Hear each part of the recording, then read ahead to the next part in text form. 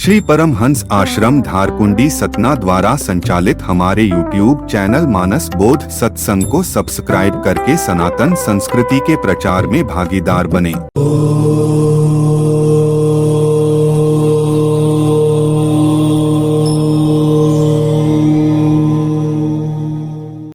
भगवान राम, लक्ष्मण और सीता तीन लोग हैं, तीन लोग चले जा रहे हैं।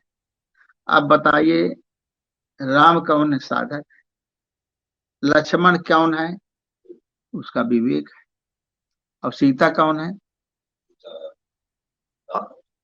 उसकी सब भजन करने की शक्ति। सीता साधक जितना साधना कर लिया उससे उसको शक्ति प्राप्त हुई। मन को कंट्रोल किया, मन को बस में किया तो उसको शक्ति रूपी सीता प्राप्त हुई। तो साधक जैसे जैसे आगे बढ़ता है उसको शक्ति प्राप्त होती चली जाती। और तीनों साथ में जा रहे हैं, तो तीनों क्या करेंगे? क्यों जा रहे हैं? जा रहे हैं राक्षसों का विनाश करने का। तीनों का योगदान रहेगा। शक्ति का भी योगदान होगा मारने मरवाने में और किसका? लक्ष्मण का भी योग रहेगा, राम का भी योगदान। तीनों के तीनों मिल के मार सकते हैं। अगर सीता ना हो तो रावण नहीं मारा जा सकता। चोरी नहीं होगी, सच्ची चीज जब चोरी हो गई हाँ, तो राम पर उनके पीछे भागे, राम भागे, फिर रावण मारा गया। तो हर चीज का निमित्त होना चाहिए कि नहीं होना चाहिए? भाई जब कोई है नहीं सामने तो हम किसको मारेंगे और किस निमित्त से मारेंगे? जब तुम हमसे झगड़ा करोगे तब तुम्हें हम दंड मारेंगे, और जब झगड़ा ही ना करोगे तो किसको मारेंगे? तो राम तुमने सीता क्या थी? रावण को मरवाने की निमित्त थी। रावण को मरवाने के अगर सीता को रावण हाथ न लगाता तो क्या राम मारते? अगर सीता ना आई होती वनवास में तो भगवान राम किस आधार से मारते? सीता ना होती, अगर वन में ना आई होती तो अपना घूमते फिरते चले जाते, घूम फिर के वनवास कर। लेकिन रावण को मारना है ना, अंदर मोह बैठा है। तो मोह बैठने को मारने के लिए मोह को सामने आना चाहिए ना। मोह कब सामने आएगा? जब हमारा किसी पर मोह होगा तब। हमारा मोह ही ना होगा किसी पर तो हम किसी को कोई स्त्री ना मिली हो तो कहते ये बड़ा भारी वो पतिव्रता कहलाए कि मतलब स्त्री नहीं, शादी भी है नहीं किया। अब जब स्त्री पास में आवे तब ना पता चले कि कितने पानी में है, शादी करता है कि नहीं करता है। और जब जब स्त्री मिलवे नहीं हुई कब तो कहते कि हाँ ये तो बहुत यार ये हाँ, इस ब्रह्मचारी है। तो ब्रह्मचारी का पता तब चलेगा जब स्त्री के साथ, हाँ, और जब स्त्री आवे उसके अंदर कोई उद्वेग पैदा ना हो तब तो माना जाए कि ब्रह्मचारी है। और नहीं तो अब तो सब ब्रह्मचर्य है। जो कोई कोई किसी की शादी ना करे और कोई स्त्री मिली नहीं जीवन भर, वो ब्रह्मचारी। और जब जब कोई मिला ही नहीं तो ब्रह्मचारी तो बना है, अपने आप बना दे इसलिए राम के पश्चात सीता थी और सीता को उसने गलत दृष्टि से देखा। रावण की ये रावण कोई नहीं, मोह है रावण। राग द्वेष, अपने अंदर जो राग द्वेष है वही खरदूसा है, साधक के अंदर वही खरदूसा है। तो इस प्रकार से कथा चल रही है। रास्ते में बादल छाया करते हैं, देवता फूल बरसाते और सिखाते हैं। पर्वत वन और पशु पक्षियों को देखते हुए श्री रामचंद्र जी रास्ते में चले जा रहे हैं। माने कहने का मतलब साधक साधना में आगे बढ़ता जा रहा है। जिसमें जो बातें लिखी गई हैं कि देवताओं का फूल बरसाना, उनका सिखाना, भगवान का सब देखना, तो ये हम जब साधना करते हैं तो हमारी साधना केवल एक जगह नहीं कि हम साधना कर रहे हैं तो कोई नहीं जानता है। आपकी साधना हर जगह पूरे ब्रह्मांड में फैल जाती है, क्योंकि आपकी साधना की अवनति या उन्नति आपकी आत्मा जानती है कि हमारा मन नहीं लगा आज या हमारा मन अच्छा लगा, तो आपकी आत्मा जानती है ना। मान लीजिए हम नहीं जाने और कोई नहीं जानता तो आपकी आत्मा जानती है। और आत्मा जो है परमात्मा का रूप है। तो जब आत्मा जान गई तो परमात्मा ऑटोमेटिक जान गया।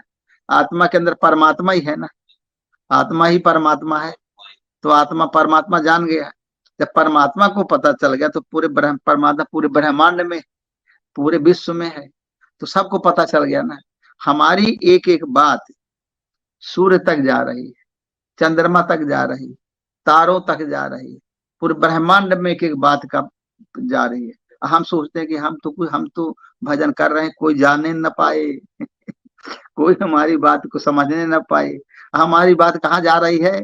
हमारे अंदर से लीक हो रही है। हाँ, आदमी कहता है जो कोई चोरी बेईमानी करता है तो कहे भाई तो तुम जो है बहुत सावधानी से करना, नहीं तो दीवालों को भी कान होते, सब सुन लेते हैं आदमी कहता है दीवालों के भी कान होते, दीवाल के कान कहीं देखे हो? कहीं नहीं देखे कान। दीवालों के कान मतलब हाँ, आत्मा सब जगह इनडायरेक्टली, इनडायरेक्ट सब जगह बात रिले हो रही। हम सोचते कोई न जाने, कोई आदमी कोई गलत कार्य करता है तो उसकी बाद ऐसा सीआईडी लोग काम करते हैं, सब पता लगा लेते हैं कि कहाँ से कहाँ क्या हुआ, किस घटना का को प्राप्त जानकारी कर लेते हैं कि घटना हुई, कहाँ से पता लगा लेते, कहीं ना कहीं से उनको लीकेज मिला, पता चल जाता है। पर वैसे देखा जाए गुप्त रूप से तो आत्मा के द्वारा सब जगह चलाई जाती होगा, आत्मा के द्वारा वो सब जगह रिले हो जाती। इंटरनल कम्युनिकेशन बहुत तगड़ा है इंटरनल कम्युनिकेशन बहुत तगड़ा है। अच्छा मान लीजिए आप कहते हैं कि हम इस बात को नहीं मानते हैं कि हमारी बात हर जगह जा रही, ये बात गलत है। कैसे कोई जानेगा हमारी बात को? नहीं जान सकते। तो हमें कहते हैं कि अगर आपकी बात हर जगह जा रही है और जो जा रही है उसका भगवान उत्तर भी दे रहा है कि हम जैसे अभी हैं उसी के कारण तो हम ऐसे हैं, अन्य तो और अच्छे न होते हमारी जो आज स्थिति है जहां पर खड़े हैं, तो हमारी क्यों है ऐसी स्थिति? क्योंकि हम ऐसे होने लायक थे, इसलिए हम भगवान ने हमको यही स्थिति दे दिया। अगर हम और अच्छे होते, भगवान को प्राप्त करने लायक होते, तो भगवान अपने आप को हमें दिला देता है। तो हम अभी उस कैटेगरी के नहीं है। हमारी कैटेगरी से ऊंचे वाले बहुत लोग हैं जो जिसको भगवान ज्यादा मानते हैं, महत्व के।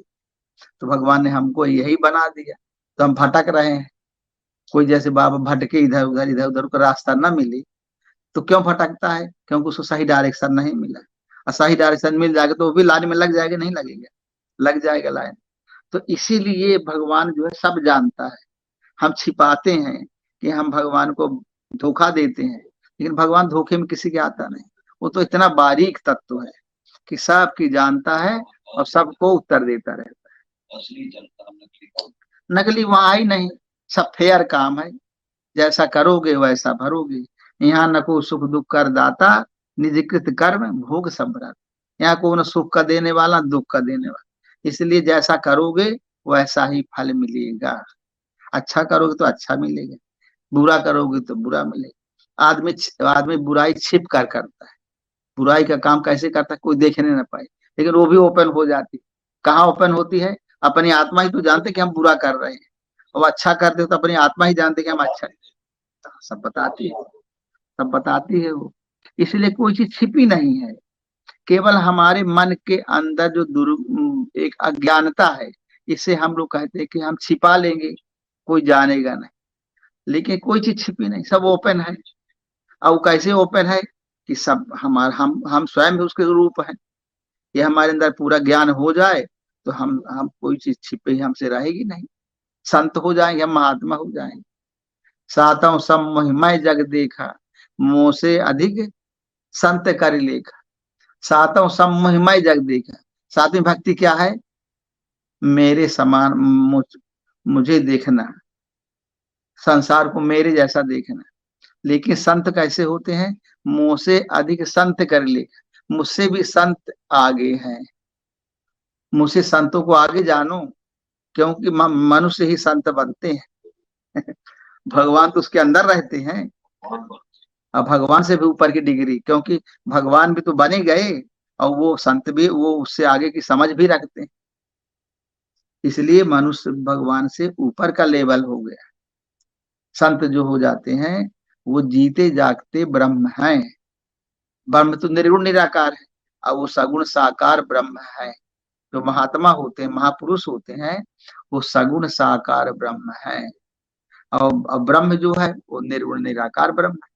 इसलिए एक कैटेगरी और महासंत लोग आगे निकल गए, 2 डिग्रियां मिल गई ना, सगुण भी है और निर्गुण भी है। और ब्रह्म निर्गुण है, ब्रह्म निर्गुण है, निराकार तत्व है। तो संत लोग निराकार तत्व को भी जान लेते हैं, असगुण भी है, सबके सामने बैठे रहते हैं, दिखते हैं, चलते फिरते। यदि संसार में कोई ब्रह्म है तो संत है, संसार में कोई ब्रह्म अगर है तो संत लोग है। और जो ब्रह्म है वो तो निर्गुण निराकार है। तो वही साकार जब होता है तो संत के रूप में साकार हो जाता है। जिनके अंदर में परमात्मा आ गए, जिनके अंदर परमात्मा हृदय में बैठ गए, जिनको परमात्मा ने स्वीकार कर लिया, वो सगुण साकार ब्रह्म हो गए। स्थित प्रज्ञ महापुरुष, अपरोक्ष अनुभूत किए हुए महापुरुष, वो सगुण साकार ब्रह्म ही है। इस प्रकार से रामचंद्र जी चले जा रहे हैं रास्ते रास्ते, सबको देखते हुए। तो अपनी आत्मा जो है सबको समझती है, सब समझती करती हुई। ये कहानी हम लोग सोचते कहीं और जगह की होगी, हम लोग के मन में ऐसा आता भाव आती है कि कहानी वहां चल रही है, चित्रकूट में भगवान इधर वो यमुना नदी में चित्र का चित्र आ गया, वहां से भगवान उतर गए, और राम लक्ष्मण सीता आगे आगे राम जा रहे हैं, और बीच में सीता जा रही है, और पीछे पीछे लक्ष्मण जा रहे हैं। ऐसा मन में भावना आती है, चित्र बनावे कोई तो। पर वैसी बात है नहीं। बात वैसी भी है स्थूल दृष्टि से, कि मान लो ऐसे चले जाते हो आई स्थूल दृष्टि से, पर हमें सूक्ष्म जगत में लेना है। सूक्ष्म जगत में साधक साधना में लगा हुआ है, और उस साधना की पूरी प्रक्रिया चल रही है, और साधक का चित्त अच्छी तरह से भगवान के चरणों में लगा हुआ है। अब वो और साधक चित्रकूट की ओर, चित्त को रोकने की ओर चला जा रहा है। चित्र को कूटना चित्रकूट, चित्र को स्थिर करना चित्रकूट, वही उसी का नाम चित्रकूट है। तो साधक चित्रकूट की ओर चला जा रहा है, चित्त को स्थिर करने की ओर चला जा रहा है।